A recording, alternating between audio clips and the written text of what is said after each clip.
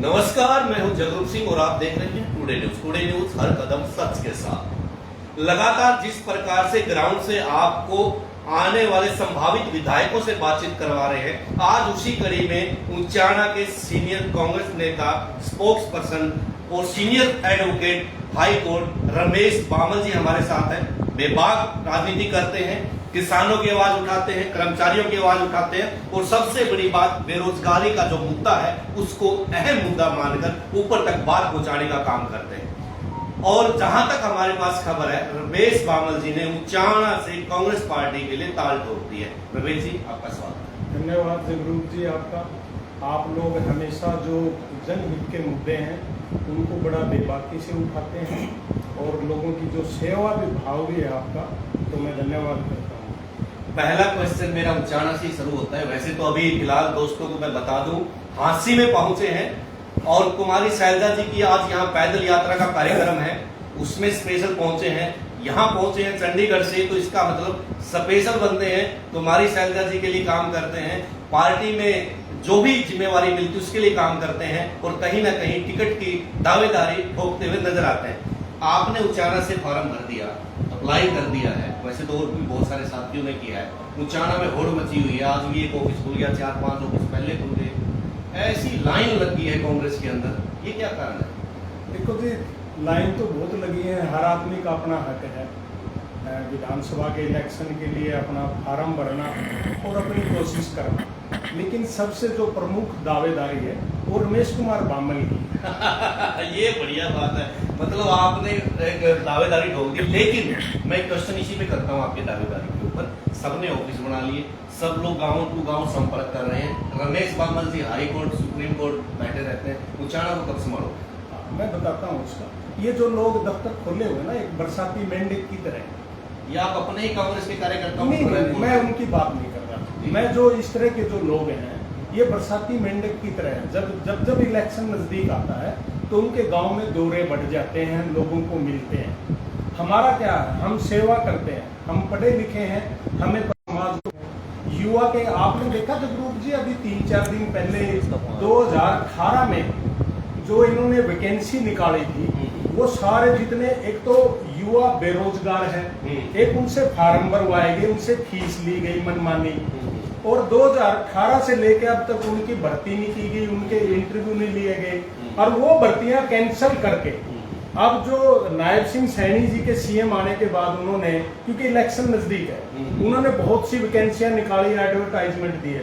तो जो पहले लोगों ने फार्म भरे हैं इतने, कम से कम भी 40-45 पोस्टें हैं जिनके अलग अलग डिपार्टमेंटों की, वो सारी की सारी कैंसिल कर दी। उसका कौन जिम्मेवार है? क्या उसने, युवा ने, एक तो बेरोजगारी है, जो पैसे खर्च किए, या उसका रिफंड किया? जो लोग 2018 से लेकर आप 7 साल तक इंतजार करते हैं, तो आप उनको कैंसिल करके नई भर्ती निकालते हो, तो ये कहाँ की बेइंसाफी है युवा की? अरे परसों ही नायब सैनी जी ने जो कच्चे कर्मचारी लगे हुए उनकी जॉब को सुरक्षित कर दिया।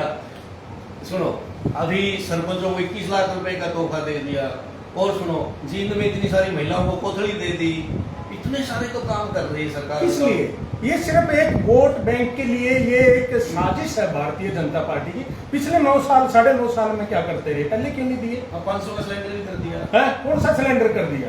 ये सिर्फ एक एडवर्टाइजमेंट है, एडवर्टाइजमेंट है, सिर्फ ये एक जुमलेबाज है और कुछ भी नहीं है। आप मुझे बताइए कि कौन से कर्मचारी पक्के कर दिए? आपने एक स्टेटमेंट दे दी, उसको इंप्लीमेंट किया?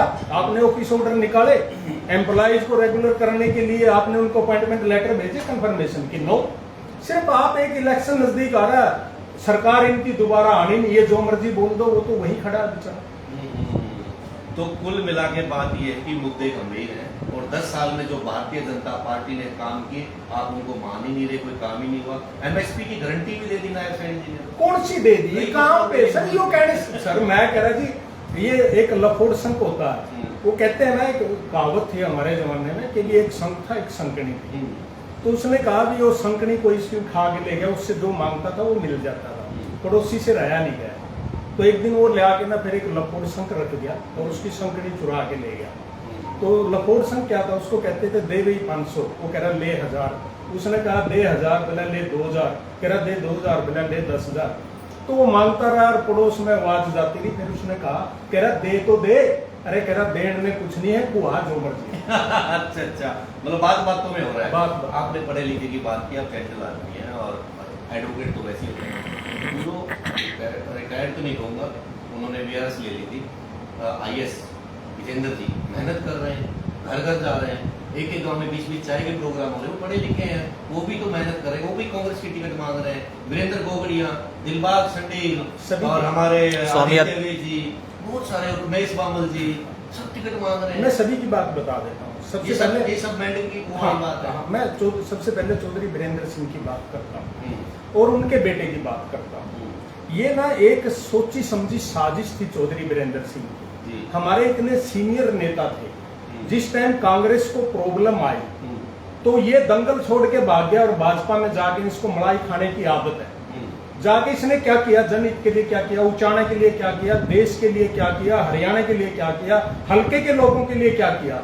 सिर्फ इसने अपना घर बनाया। क्या किया इसने, ये राज्यसभा के मेंबर बन गए, बेटे को MP बना दिया। उसको क्या लॉस है, VRS ले ली, वहां से उसको पेंशन मिल रही है, यहाँ MP बना दिया, वहां क्या मिलना था इसको। तो इसने मौके की ताक में रहता चौधरी वीरेंद्र सिंह है जो मौका प्रस्त राजनीति। आपकी नेता कुमारी शैलजा के साथ कंधे से कंधा मिला के प्रोग्रामों में जा रहा है, मेहनत कर रहा है। आपकी जो शिक्षा टिकट जब मिली शैलजा जी के लिए, उन्होंने चुनाव प्रचार नहीं किया। नहीं जी, वो अपने लिए एक जमीन तलाश रहे हैं, अपने लिए जमीन तलाश रहे हैं। उसको पता है कि भाजपा आ नहीं रही है, इसलिए वो आदमी जमीन तलाश रहा है। वो कभी किसी नेता के पास जाता है, कभी किसी नेता के पास जाता है। इतनी मतलब गिरावट हो गई है, कभी भी आदमी को अपनी डिसरिस्पेक्ट नहीं करवानी चाहिए। जो आदमी अपनी इज्जत से ही समझौता कर जाता है तो वो कौन सा नेता है। इतना भी नहीं गिरना चाहिए, इसके पास सारी चीजें स्वाभिमान से रहता है, इसको कांग्रेस से जाना ही नहीं चाहिए था। अब रही बात वीरेंद्र गोगड़िया की, वीरेंद्र गोगड़िया ठीक है, शुरू से हुड्डा साहब के साथ लगा हुआ, टिकट मांग रहा है, लेकिन उसकी क्वालिफिकेशन क्या है, वो देश के लिए क्या कर सकता है, किसके लिए लड़ सकता है। ये तो वो लोग हैं जो विधायक बनने के बाद जी हजूरी करने वाले हैं, किसी अफसर से काम नहीं करवा सकते। जहां तक आदित्य जी की बात कर रहा हूं, स्वामी जी की, क्या करेंगे, हमने बाबे थोड़ी भर्ती करने हैं, हमने तो देश का हर लोगों का, युवाओं का भला करने के लिए ला रहे हैं। हम बाबे में क्या करना है, जी वो आर्य समाज, ओहो आर्य, ओहो वही हो गया आर्य समाजी का क्या लेना देना। आप कांग्रेस के उभरते हुए सितारों के ऊपर, नेताओं के ऊपर ही कुठाराघात कर रहे हैं, सवाल खड़ा नहीं, मैं तो अपनी बात कह रहा हूँ कि मैं अपनी दावेदारी क्यों कहता हूँ कि चौधरी वीरेंद्र सिंह एक भागी नेता है जो चलेगी। 10 साल मलाई खा के बाप बेटे ने और उनकी मिसिज ने, अब वो जब इनको देखा कि कांग्रेस आ रही है तो वो दोबारा वहां पे ज्वाइन कर गए। किस लिए, दोबारा मलाई खाने के लिए, तो लोगों के भले के लिए नहीं। मैं जहां तक मेरी बात है जगरूप जी, जहां तक मेरी बात है, आई एम वेल क्वालिफाइड, मैं एडवोकेट। अच्छा, आपको मौका मिल गया, टिकट मिल गई, मान लो हरियाणा से, हाँ जी, जीत गया, विधानसभा पहुंच गए, तो गारंटी, सुनो एक सेकंड बस, आपने कोई ऐसा ग्राफ तैयार कर रखा है कोई विकास का कि मैंने ये किसानों के लिए करना है, ये बेरोजगार युवाओं के लिए, महिलाओं के लिए, मेरे उचाना के लिए करना है। उचाना में ना सरकारी कॉलेज है, ना स्ट्रीट लाइटें लगी हुई हैं, ना कोई पार्क है, और ना ही मैं कहूँ कोई सुविधा ऐसी बेटियां जो पढ़ने आती हैं गाँव से, क्योंकि हमारे पास कॉलेज नहीं है, उनको नरवाना जाना पड़ेगा या जीन जाना पड़ेगा, ट्रांसपोर्ट की सुविधा नहीं है, और हर गाँव में पीने के पानी की भयंकर समस्या है। बिल्कुल आपने जो सही बात कही है, वही बातें मेरे मन में हमेशा घूमती रहती है। उचाने के जो बच्चे हैं स्पोर्ट्स में आज वो वंचित रह जाते हैं क्योंकि उनके पास फैसिलिटी नहीं। मेरा सबसे पहला टारगेट यही होगा कि उचाने के अंदर तो डिस्ट्रिक्ट जींद में बहुत बढ़िया स्पोर्ट्स का यहाँ मैदान होना चाहिए, पूरी फैसिलिटी इंडोर और आउटडोर दोनों के लिए। छोड़ो सर, आप उसकी बातें छोड़ो, डुमरखे की बात मत करो। उसने समाज के लिए कभी कुछ नहीं किया, किसी के लिए कुछ नहीं किया, वो तो सिर्फ 1-2 स्टेटमेंट देने के अलावा कुछ नहीं करता। रोजगार भी नहीं दिलाया, कुछ नहीं जी, मेरे को बताओ किसने दिलाया, 10 साल में बता दो कि चौधरी वीरेंद्र सिंह ने इसके लिए किया। एक काम गिनवा दे चौधरी वीरेंद्र सिंह के उसने ये किया या उसके बेटे ने ये किया, एक गिनवा दो। हमने तो एक छोटा सा रोजगार मेला लगाए तो करीबन 200-400 बच्चों को रोजगार, हमारा ही विरोध हो गया तो मैंने आपके देखे हैं, जब भी आप कई बार प्लेसमेंट के लिए ITI से या दूसरों के लिए आप अपने प्रोग्राम करते हो, हम देखते हैं, और आप समाज के लिए बहुत अच्छा कर रहे हैं। एक गहरी बात मैं उचाना वालों को बता दूं, आज बहुत गहरी बात है और उचाना वाले साथी शायद इस बात को समझेंगे। विजेंद्र सिंह की जो धर्मपत्नी है वो HDFC बैंक में बहुत बड़े लेवल पर आज के टाइम पे और वो चाहे तो लाखों बच्चों को रोजगार दिला सकते, लाखों नहीं तो हजारों को, उचाड़ा के बच्चों को। तो आज तक एक बच्चा नहीं लगा पाए बैंक में। सर ये जो उचाणे हल्के की राजनीति का जो बेड़ा गर्क जो लोगों का, युवाओं का जो चौधरी वीरेंद्र सिंह ने किया है, वो उचाणे हल्के के लोगों का भला चाहता ही नहीं। वो चाहता है कि ये अनपढ़ और गंवार रहे और इसी तरह इसके तलवे चाटते रहे, रोजगार। दुष्यंत सिंह चौटाला ने 1100 करोड़ रुपए का विकास कार्य करा। 1200 करोड़ का। कहाँ पे? उचाड़ा के अंदर कहाँ पे? एक मेरे को जाके बता दो। सिर्फ ये तो बीजेपी वाले हैं, पता नहीं क्या कहते हैं, सारे के सारे पैसे डकार गए ये इन्होंने, उचाड़ा सब डकार गए जी जितने भी थे। मैं किसी एक पर्टिकुलर आदमी का नाम नहीं लेता, लेकिन 10 साल में जितने पैसे इन्होंने डकारे हैं ना, जितने, चाहे वो चौटाला साहब हो, ABCD हो, चौधरी वीरेंद्र सिंह, इन्होंने अपने लिए डकारा है। इन्होंने कोई काम नहीं किया जनता के भले के लिए। सड़कें बन गई सारी। मैं कह रहा जी, मैं उचाड़ा हॉस्पिटल में जाता हूँ ना, वो जो नाला बना हुआ है ना, वो आज तक उसमें स्मेल मारती है, आज तक उस पर पत्थर लगा के रास्ता नहीं साफ बनाया गया। लोग वहाँ बाहर खड़े होते हैं, गंदगी, मच्छर, मक्खियां बनाती हैं उसमें। मैं जब देख के गया था वहाँ अस्पताल में तो कई बार ना दवाइयाँ होती ना डॉक्टर होते, और कई बार एक्सरे की मशीन तो मेरे ख्याल में एक आध बार चलती है वो। तो उचाड़ा का भला कौन कर सकता है? रमेश बामल, सिर्फ रमेश बामल उचाड़ा के लोगों का भला कर सकता है। वही जानना चाह रहे थे मास्टर प्लान। उचाड़ा के लोगों के लिए सबसे जो अहम चीज है वो मेडिकल फैसिलिटी है। हॉस्पिटल उचाड़े का नंबर 1 बनाने का मेरा पहला टारगेट, और हर प्रकार के डॉक्टर, चाहे डेंटल हो, स्पेशल नंबर। हमारे लोग हिसार नहीं जी, वो रास्ते में मर जाते हैं, पहुंच ही नहीं पाते, उनको फैसिलिटी मिलती नहीं, फर्स्ट एड नहीं मिलती। दूसरा ये हरियाणा के जो उचाड़ा हल्के के जो युवा हैं, जो आज तक पिछड़ा रहा, सबसे पहले उनके लिए काम कर रहा मैंने। उनको चाहे टेक्निकल तरीके से उनको रोजगार दिलाने में रमेश बामन का अहम योगदान है। उचाड़ा हल्के से हजारों बच्चे अपनी जमीन बेचकर विदेशों में जाएंगे। मैं कह रहा जी, वो जाएंगे बेचारे, क्या करेंगे जब वो पढ़ लिख के उनको रोजगार नहीं मिलेगा तो कहाँ जाएंगे?